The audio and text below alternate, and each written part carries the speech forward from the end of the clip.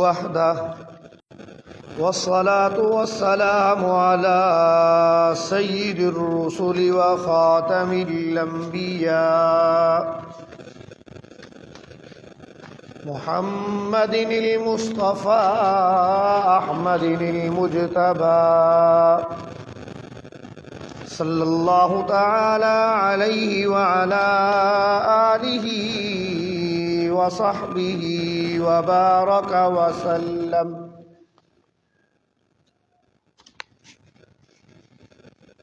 وأشهد أن لا إله إلا الله وحده لا شريك له وأشهد أن سيدنا وسندنا ومولانا وحبيب ربنا محمد وعلى آله وأصحابه وأزواجه وبناته أجمعين. أما بعد فأعوذ بالله السميع العليم من الشيطان الرجيم.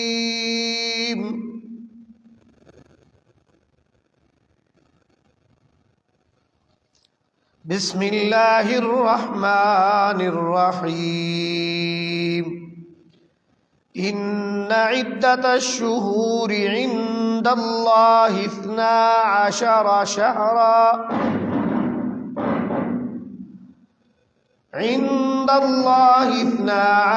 شهرا في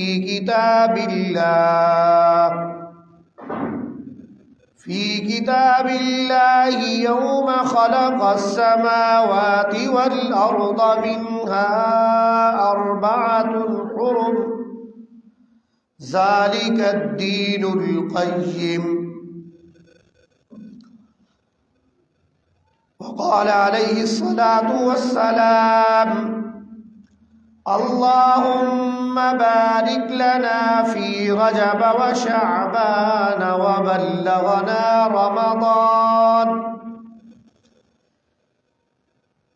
أو كما قال عليه الصلاة والسلام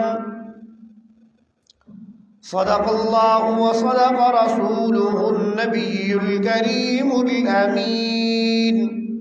ونحن على ذلك من الشاهدين والشاكرين،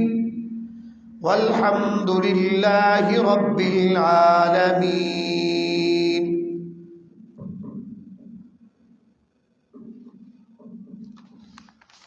پروانے کو شمع بلبل کو پھول بس،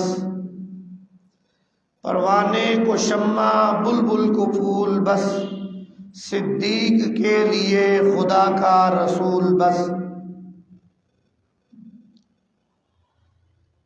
وَأَحْسَنَ مِنْكَ لَمْ تَرَ قَطُّ عَيْنِي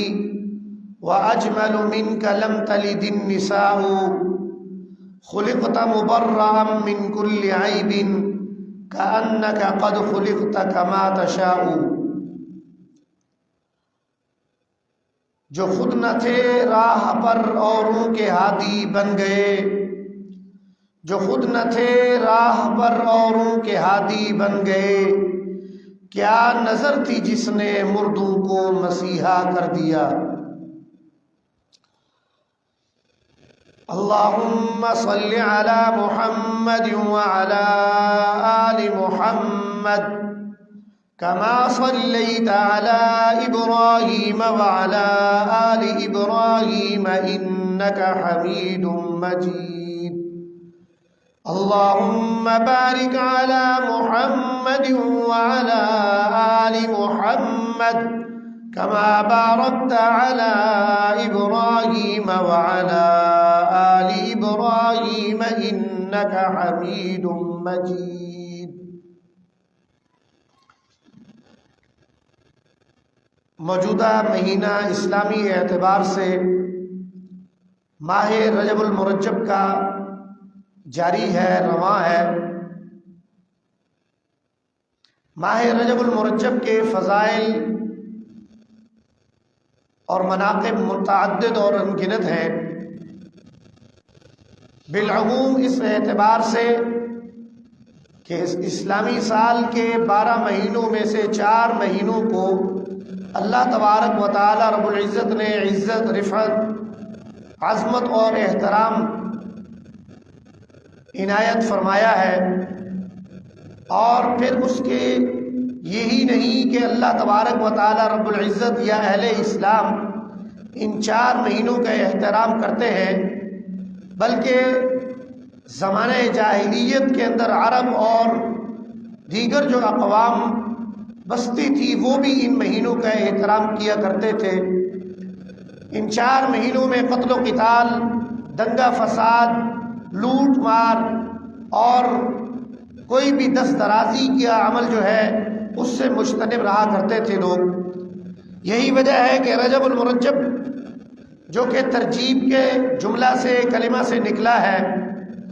اس کا معنی عظمت والا، احترام والا مہینہ ہے۔ اس کی سبب سے، اس احترام کے مہینے ہونے کی وجہ سے اس مہینے کو رجب الاسم بھی کہا جاتا ہے، جیسے کہ قرآن کریم میں اللہ تبارک و تعالی رب العزت نے کفار و منافقین سے متعلق بیان فرماتے ہوئے فرمایا صم بکم عمی فہم لا یعقلون، کہ جو کچھ بھی کہا جائے، جو کچھ بیان کریں، قرآن بیان کریں، حدیث بیان کریں، واعظ کریں، نصیحت کریں، لیکن جن لوگوں کے دلوں کے اوپر مہر لگ چکی ہے اور پکی مہر لگ چکی ہے، وہ لوگ کانوں سے نہ تو سنیں گے اور نہ وہ آنکھوں سے دیکھیں گے، نہ ان کا کوئی دل اس بات کو قبول کرے گا۔ تو بہرے ہونے کی وجہ سے اسے رجب الاسم بھی کہا گیا کہ رجب المرجب کے مہینے میں یا قوما یا معاشر القوم، اور جنگ کے حوالے سے کسی بھی طرح کی یا خوف کے حوالے سے کوئی بھی منادی نہیں کی جاتی تھی، کیونکہ ان 4 مہینوں کا تمام عرب قبائل جو ہے احترام کیا کرتے تھے۔ اور پھر اسی طریقے سے رجب المضر بھی کہا جاتا ہے کہ مضر قبیلہ تھا عرب کا، وہ اس مہینے کا غیر معمولی اہتمام کیا کرتا تھا، احترام کرتا تھا۔ اس سبب سے اس مہینے کو رجب المضر بھی کہا گیا ہے کہ یہ مضر قبیلہ والے اس مہینے کا غیر معمولی اہتمام کرتے ہیں، لہٰذا اس کو جو ہے اسی نام سے موسوم کر دیا گیا۔ بہت سارے جو احترام والے مہینے ہیں اسلام کے 12 مہینوں میں سے، قمری اعتبار سے چونکہ تاریخ کا اور گنتی کا جو اعتبار ہے وہ یا تو سورج کے اعتبار سے ہے یا قمری اعتبار سے ہے۔ سورج کے اعتبار سے جو مہینے ہیں وہ عیسوی کی بنیاد پر حضرت عیسیٰ علیہ السلام کی ولادت کے بعد سے اس کا آغاز ہوا تاریخ کا، جبکہ اسلامی سن تقویم جو ہے ہجری کا آغاز اگرچہ ہجرت نبی صلی اللہ علیہ وسلم سے اس کا کیا گیا، لیکن اس کی تعیین یا اس کا آغاز، اس ہجری تقویم کا آغاز سیدنا عمر فاروق رضی اللہ تعالی عنہ نے سن 17 ہجری میں فرمایا۔ اس ماہ مبارک جو احترام والے مہینے ہیں ان میں 3 مہینے مسلسل آتے ہیں جو کہ ذی قعدہ، ذی الحج اور محرم الحرام ہیں، اور پھر اکیلا مہینہ جو جمادی الثانی اور شعبان کے درمیان ہے اس کو رجب المرجب کہا جاتا ہے۔ اس مہینے میں حضور نبی رحمت صلی اللہ علیہ وسلم کے پھپھی زاد بھائی وہ ایک مرتبہ جاتے ہیں، ایک سریہ آپ صلی اللہ علیہ وسلم کی حوالے کرتے ہیں، انہیں بھیجتے ہیں کہ وہ جائیں اور کفار سے نبرد آزمائی کریں۔ اگرچہ وہ رجب المرجب کی بجائے جمادی الثانی کے اندر سفر کا آغاز کرتے ہیں حضرت عبداللہ ابن جحش رضی اللہ تعالی عنہ، لیکن لڑائی اور میدان جنگ کے اندر جو میدان میں گرمی ہوتی ہے وہ کافی طویل ہو گئی، تو جب مارکا نبر ازما ہوا، کفار اور اہل اسلام آمنے سامنے دو بدو ہوئے، اور کفار کو جس تاریخ کو شکست ہوئی وہ یکم رجب المرجب تھی۔ حضرت عبداللہ ابن جحش رضی اللہ تعالیٰ عنہ سریہ میں کامیابی سمیٹنے کے بعد تشریف لائے، مال غنیمت لا کر آقا دو عالم صلی اللہ علیہ وسلم کی خدمت میں پیش فرمایا۔ آپ صلی اللہ علیہ وسلم نے اس میں سے خمس لیا۔ اس کے بعد قریش مکہ نے، مشرکین نے یہ خبر کر دی کہ یہ حضرت محمد مصطفیٰ احمد مجتبیٰ صلی اللہ علیہ وسلم فرماتے ہیں کہ میں اللہ کا دین لے کے آیا ہوں، اس کے اندر یہ حقوق موجود ہیں، لیکن عجب بات یہ ہے کہ رجب المرجب جس کا احترام ہم زمانے سے کرتے چلے آ رہے ہیں، اس دن کا انہوں نے احترام چھوڑ دیا ہے کہ مسلمانوں نے مشرکین کے ساتھ یا دشمنوں کے ساتھ نبرد آزمائی کی، مقابلہ کیا اور فتح حاصل کی۔ وہ رجب کا مہینہ ہے کہ اس کی یکم تاریخ ہے، اور پھر آ کے حضور صلی اللہ علیہ وسلم کی خدمت میں پیش کر دیے ہیں مال غنیمت، اور آقا دو عالم صلی اللہ علیہ وسلم نے اس میں سے خمس بھی دیا ہے۔ آقا دو عالم صلی اللہ علیہ وسلم کو جب یہ اطلاع ملی، آپ صلی اللہ علیہ وسلم نے تحقیق احوال کی۔ حضرت عبداللہ ابن جحش رضی اللہ تعالیٰ عنہ فرماتے ہیں ہمیں اس بات کا استحضار نہیں رہا، ہماری جو لڑائی تھی وہ طول پکڑ گئی، لیکن اس کا اختتام یکم رجب المرجب کو ہوا ہے، اس کا ہمیں اندازہ نہیں تھا۔ چنانچہ آقا دو عالم صلی اللہ علیہ وسلم نے اہل شرک کی حوصلہ شکنی کی، اور ان کے اس پروپیگنڈا اور ان کے جو فتنہ اور فساد پھیلانے کی کوشش تھی، اس کو وا کرنے کے ساتھ وہ مال غنیمت میں سے جو خمس لیا تھا واپس کر دیا، اس کو ناقبول کیا، اور ساتھ میں ان دشمنوں کو کہا کہ آپ لوگ جب اسلام کے اوپر، مسلمانوں کے اوپر حملہ آور ہو جائیں گے تو پھر مسلمان کس طریقے سے بغیر کوئی نبرد آزمائی کے بیٹھ سکتے ہیں؟ ضرور بھی ضرور دفاع کرنا اہل اسلام کا حق ہے، اور اس سے ان کو کوئی محروم نہیں کر سکتا ہے، وہ اس صورت میں جب ان کے اوپر دست درازی کی جائے۔ لیکن اقدامی جنگ کا آغاز جو ہے وہ اہل اسلام کے استعلاء کے بعد جو قرآن کریم کے اندر جو وضاحت اللہ تعالیٰ نے ارشاد فرمائی، ان عدت الشہور عند اللہ 12 شہرا فی کتاب اللہ یوم خلق السماوات والارض۔ اللہ تبارک و تعالیٰ رب العزت فرماتے ہیں کہ 12 مہینوں کی گنتی کو ہم نے پورا کر دیا اس وقت سے جب سے ہم نے زمین اور آسمان کو تخلیق کیا ہے، اور پھر اس کے اندر ہم نے جو 4 مہینے ہیں، 4 حرم، 4 مہینوں کو ذوالقعدہ، ذوالحج اور محرم الحرام اور رجب المرجب کو ہم نے فضیلت اور احترام جو ہے عنایت کر دیا ہے۔ لیکن اگر ان مہینوں میں بھی کوئی انسان اہل اسلام پر دستدرازی کرتا ہے تو پھر اہل اسلام پر لازم ہو جاتا ہے کہ وہ دفاع کریں اپنا۔ ماہ رجب المرجب کے اندر تاریخ اسلامی کے بہت سارے واقعات وقوع پذیر ہوئے، جن میں آقا دو عالم صلی اللہ علیہ وسلم کی جب آپ صلی اللہ علیہ وسلم نے مکہ المکرمہ کے اندر قریش مکہ کو، مشرکین مکہ کو دعوت اسلام کی دے دی، لیکن وہ جواب کے اندر بے رخی، بے اعتنائی اور مقابلہ کی فضا وہ بپا کرتے تھے، نقصان پہنچاتے تھے اہل اسلام کو، اور پھر مسلمان مجبور ہوئے۔ آپ صلی اللہ علیہ وسلم نے ہجرت حبشہ کی اجازت دی۔ آپ صلی اللہ علیہ وسلم مشرکین مکہ کی بے رخی اور بے اعتنائی کے بعد طائف میں تشریف لے گئے، وہاں کے سرداروں نے بھی بے رخی اور بے اعتنائی کی۔ اس کے بعد حضور نبی رحمت صلی اللہ علیہ وسلم سن 11 نبوی کے اندر، نبوت کے 11ویں سال اطراف مکہ میں تشریف لے جاتے ہیں، جہاں پر باہر سے دیگر عرب ممالک سے، شام سے، مدینہ سے، یمن سے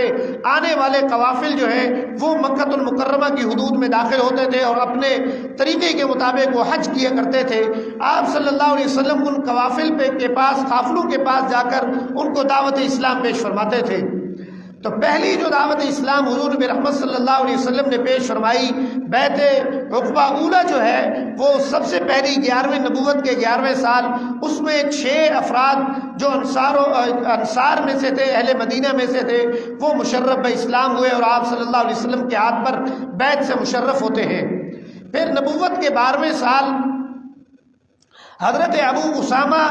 اسعد بن زرارہ رضی اللہ تعالیٰ عنہ کی سرکردگی اور قیادت کے اندر 12 افراد اوس اور خزرج کے قبیلہ سے تعلق رکھنے والے اہل مدینہ حضرات وہ تشریف لاتے ہیں اور عقبہ کے مقام پر حضور نبی رحمت صلی اللہ علیہ وسلم کے ہاتھ پر اور دست اقدس کے اوپر مشرف اسلام ہونے کے ساتھ بیعت کرتے ہیں، اور یہ حضرت اسعد ابن زرارہ ابو اسامہ اسعد بن زرارہ رضی اللہ تعالیٰ عنہ وہ صحابی جلیل ہیں جو تینوں بیعتیں جو عقبہ کے اندر ہوئی ہیں ان کے اندر شریک رہے ہیں۔ اور پھر یہی وہ صحابی ہیں جب مدینۃ المنورہ میں حضور نبی رحمت صلی اللہ علیہ وسلم کی طرف سے بھیجے گئے معلم حضرت مصعب ابن عمیر رضی اللہ تعالی عنہ نے جمعۃ المبارک کا آغاز فرمایا تو حضرت ابو اسامہ اسعد بن زرارہ رضی اللہ تعالی عنہ اہل مدینہ کی سرزمین پر پہلے جمعۃ المبارک ادا کرنے والوں میں بھی شامل ہیں۔ اس کے بعد حضور نبی رحمت صلی اللہ علیہ وسلم کی حیات طیبہ کے اندر دیگر اور بہت سارے رجب المرجب کے اندر وقائع رونما ہوئے پیش آئے۔ ان کے اندر سریہ خالد ابن الولید رضی اللہ تعالیٰ عنہ اور سریہ حضرت ابو عبیدہ ابن الجراح رضی اللہ تعالیٰ عنہ ہے کہ جنہیں حضرت ابو عبیدہ ابن الجراح رضی اللہ تعالیٰ عنہ کو حضور نبی رحمت صلی اللہ علیہ وسلم نے مدینہ سے تقریباً 5 دن کی مسافت پر روانہ فرمایا کہ وہاں جائیں اور وہاں کے جو افراد ہیں جو لوگ اہل اسلام کو نقصان پہنچانے کی کوشش کرتے ہیں ان کی ذرا گوش مالی کریں۔ جب حضرت ابو عبیدہ ابن الجراح رضی اللہ تعالیٰ عنہ 300 صحابہ کرام رضوان اللہ اجمعین کے لشکر کے ساتھ تشریف لے جاتے ہیں تو وہاں پر فاقے کی کیفیت سے ان کو دوچار ہونا پڑتا ہے، جس کے سبب سمندر قریب ہوتا ہے۔ اللہ تبارک و تعالیٰ رب العزت کے حکم سے عنبر نامی مچھلی نکلتی ہے سمندر میں سے اور وہ دریا سمندر کے کنارے آتی ہے۔ اہل اسلام جو ہے اس کو نوش کر کے اپنی فاقہ کشی کو دور کرتے ہیں۔ حضرت خالد بن الولید رضی اللہ تعالیٰ عنہ کے زمانہ میں یہ جو قافلہ تھا، یہ جو آپ صلی اللہ علیہ وسلم نے سریہ بھیجا تھا، یہ ہرقل کی طرف سے روانہ کیا گیا تھا۔ دوحۃ الجندل نامی ایک آدمی تھا جو کہ اس علاقے کا بادشاہ بھی تھا، اس نے پھر حضرت ابو عبیدہ بن الجراح رضی اللہ تعالیٰ عنہ کے ساتھ صلح کر لی۔ امن اور عافیت کے ساتھ یہ قافلہ واپس آ گیا اور پھر جب آقا دو عالم صلی اللہ علیہ وسلم نبوت کے ہجرت کے 9ویں سال اپنا غزوہ تبوک کے موقع پر موجود تھے تو وہاں اطلاع ملی کہ ہرقل نے غسان کے سردار کو اور دیگر عرب قبائل کو ملا کر ایک بڑا لشکر تیار کر رہا ہے کہ مسلمانوں کے ساتھ وہ نبرد آزمائی کرے اور مسلمانوں کو سبق سکھائے۔ تو آپ صلی اللہ علیہ وسلم نے 400 صحابہ کرام پر مشتمل حضرت خالد بن الولید رضی اللہ تعالیٰ عنہ کی قیادت میں لشکر کو روانہ فرمایا۔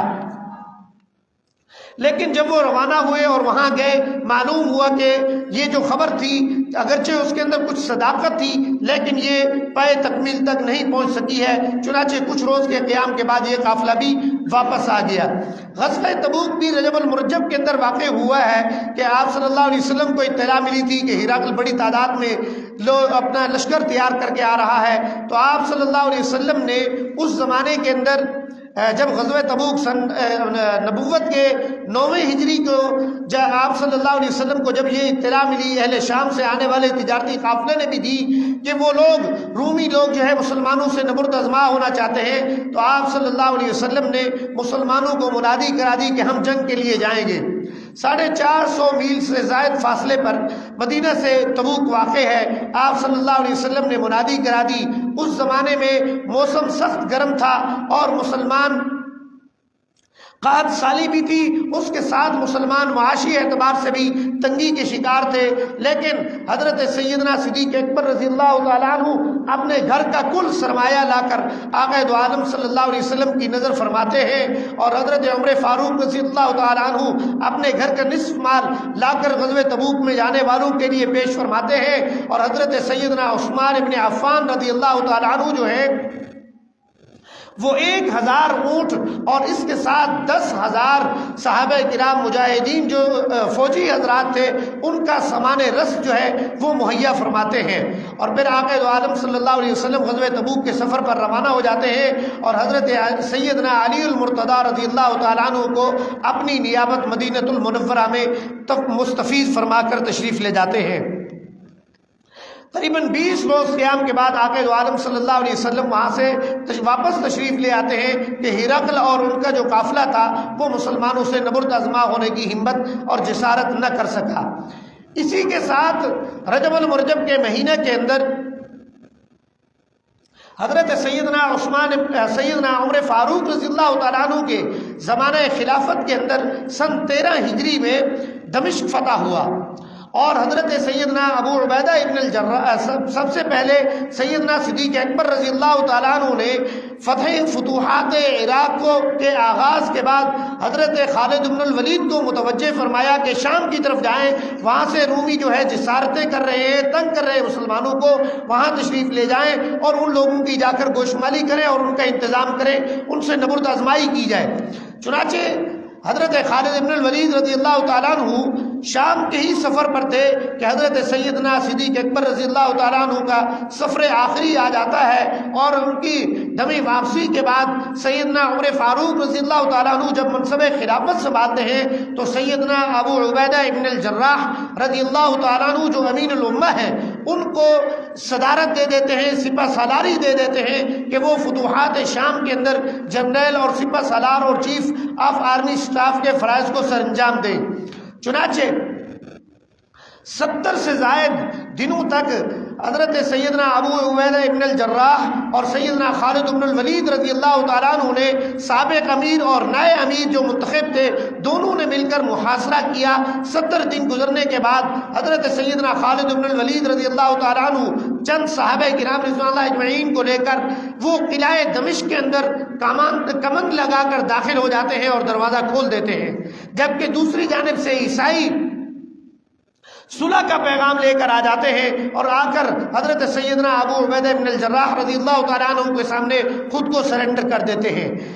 فتح دمشق بھی جو ہے رجب المرجب کے اندر ہوئی ہے۔ اسی طریقے سے بیت المقدس جو ہے اس کی بحالی، اس کے جو مکمل قبضہ اور کنٹرول ہے 583 ہجری کے اندر سلطان صلاح الدین ایوبی کے زمانے کے اندر مارکہ حطین کے بعد حضرت سیدنا سلطان صلاح الدین ایوبی جو ہیں وہ فلسطین پورے کو فتح کر لینے کے بعد ایک بیت المقدس کا جو حصہ ہے وہ باقی رہ جاتا ہے، تو اس کو بڑی دانش مندی اور عقل مندی اور بصیرت کے ساتھ فتح کرنے میں تقریباً 91 برس کے بعد پہلی فتح عہد سیدنا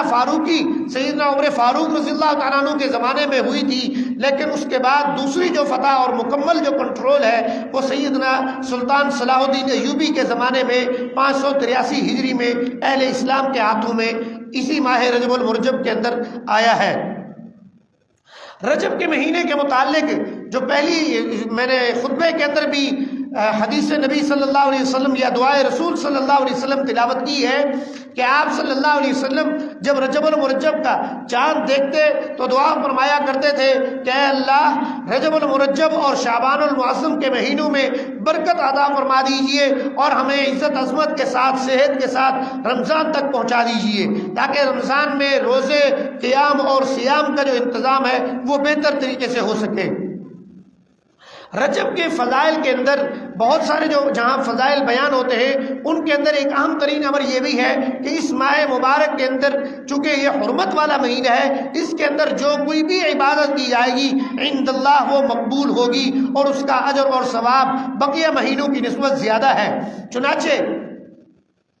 ایک صحابی رسول حضور نبی رحمت صلی اللہ علیہ وسلم کے پاس تشریف لائے اور آپ صلی اللہ علیہ وسلم کو تعارف کرایا کہ آپ نے مجھے پہچان لیا۔ آپ صلی اللہ علیہ وسلم نے فرمایا نہیں، فرمایا کہ میں ہجرت کے پہلے سال آپ کی خدمت میں حاضر ہوا تھا۔ آپ صلی اللہ علیہ وسلم نے فرمایا تمہاری صحت کو کیا ہو گیا؟ کہا کہ جب سے مشرب اسلام ہوا ہوں مسلسل روزے رکھ رہا ہوں۔ تو آپ صلی اللہ علیہ وسلم نے فرمایا کیوں اپنی جان پہ ظلم کرتے ہو؟ ان حرمت والے مہینوں کا ایک سبق اور ایک درس یہ بھی ہے کہ نہ کسی دوسرے پہ زیادتی کرنی ہے اور نہ اپنے حق کے اندر زیادتی کرنی ہے۔ فلا تظلموا فیہن انفسکم وقاتلوا المشرکین کافۃ کما یقاتلونکم کافۃ، کہ اپنی جانوں پر بھی ظلم نہیں کرنا، زیادتی نہیں کرنی اور دوسروں پر بھی دسترازی نہیں کرنی، البتہ مدافعت میں کر سکتے ہیں۔ تب دشمن اور مشرکین دسترازی کرتے ہیں تو پھر مدافعت کرنا یہ اہل اسلام کا جو ہے فریضہ اور لازم ہو جاتا ہے۔ چنانچہ اس صحابی جلیل نے کہا کہ پھر میں کیا کروں، میں تو روزے رکھتا ہوں۔ آپ صلی اللہ علیہ وسلم نے فرمایا ماہ رمضان کے روزے رکھیں، ماہ سیام کے روزے رکھیں اور جو مسنون روزے ہیں ان کا اہتمام کریں۔ اور پھر آقا دو عالم صلی اللہ علیہ وسلم نے فرمایا ہر مہینے کے اندر کوئی روزہ رکھ لیا کریں۔ اس نے کہا کہ بڑھا دیجئے، آپ صلی اللہ علیہ وسلم نے فرمایا کہ 2 دن کر لیجئے مہینے میں، پھر 3 دن کا آپ صلی اللہ علیہ وسلم نے ارشاد فرمایا اور اس کے بعد آپ صلی اللہ علیہ وسلم نے خاموشی اختیار فرما لی۔ چنانچہ علماء کرام نے لکھا ہے رجب المرجب کے مہینے میں، شعبان المعظم کے مہینہ میں، رمضان کے بعد بقیہ اسلامی مہینوں میں سے ان مہینوں کے اندر، اسلامی مہینوں میں روزے رکھنا جو ہے وہ باعث اجر اور ثواب ہے۔ یہاں تک کہ علماء نے لکھا ہے کہ جنت کے اندر ایک جو ہے دروازہ، ایک باب مختص ہے جس کے اندر رجب میں روزے رکھنے والے جو ہے وہ اس سے داخل ہوں گے۔ چنانچہ آپ صلی اللہ علیہ وسلم کے، لیکن اس کے اندر آپ صلی اللہ علیہ وسلم نے جو ارشادات فرمائی ہیں، جو تاکید اور تلقین کی صحابہ کرام کو اجازت دے دی کہ روزے آپ رکھ سکتے ہیں اس مہینے میں، لیکن وقفے سے روزہ رکھیں اور جو ہے اس کے اندر وقفہ کریں، صبر کریں، پھر روزہ رکھیں، پھر چھوڑ دیں، اس انداز سے کہ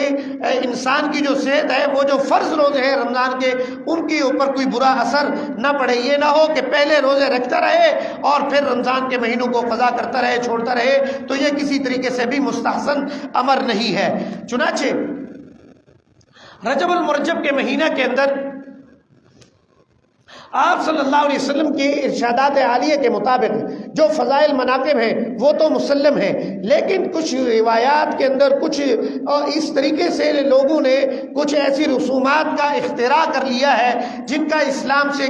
کوئی بھی تعلق نہیں ہے۔ ایک تو یہ ہے کہ کسی متعین دن روزہ رکھنا، یکم رجب کو، 22 رجب کو، 27 رجب کو، کوئی ایک متعین تاریخ کر کے روزہ رکھنا، اس کی کوئی صحیح حدیث جو ہے وہ آقا دو عالم صلی اللہ علیہ وسلم سے وارد اور منقول نہیں ہے۔ اور دوسری بات یہ ہے کہ بعض لوگ کہتے ہیں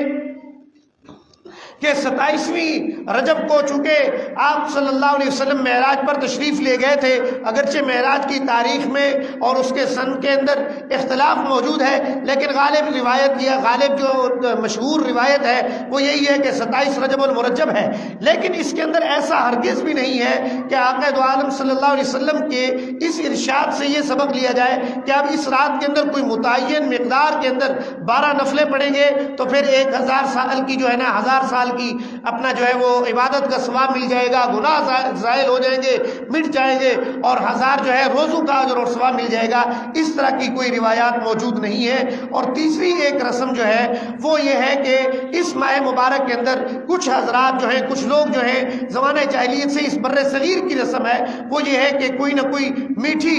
روٹی، میٹھا ٹکڑا کوئی چیز کو تقسیم کرنے کی کوشش کرتے ہیں، جس کو کنڈو کا نام دیا جاتا ہے، اور کہا جاتا ہے کہ یہ حضرت امام جعفر صادق رضی اللہ تعالیٰ عنہ کی ولادت کی خوشی کے اندر کیا جاتا ہے، لیکن یہ روایت بھی کہیں سے ثابت نہیں ہے۔ البتہ 22 رجب المرجب کو قال المسلمین اور حضور نبی رحمت صلی اللہ علیہ وسلم کے جو اپنا بھائی ہیں، بھائی بنتے ہیں، برادر نسبتی بنتے ہیں، سیدنا امیر معاویہ رضی اللہ تعالیٰ عنہ کا یوم وفات ہے۔ بعض ناعاقبت اندیش حضرات جو ہیں وہ اس دن خوشی کے انداز سے یہ میٹھے کا انتظام کرتے ہیں، اس سے بھی اہل اسلام کو اجتناب کرنا چاہیے۔ اللہ تبارک و تعالیٰ رب العزت مجھے اور آپ کو جو کچھ کہا سنا اس پر عمل کرنے کی توفیق عطا فرمائے۔ وما علینا الا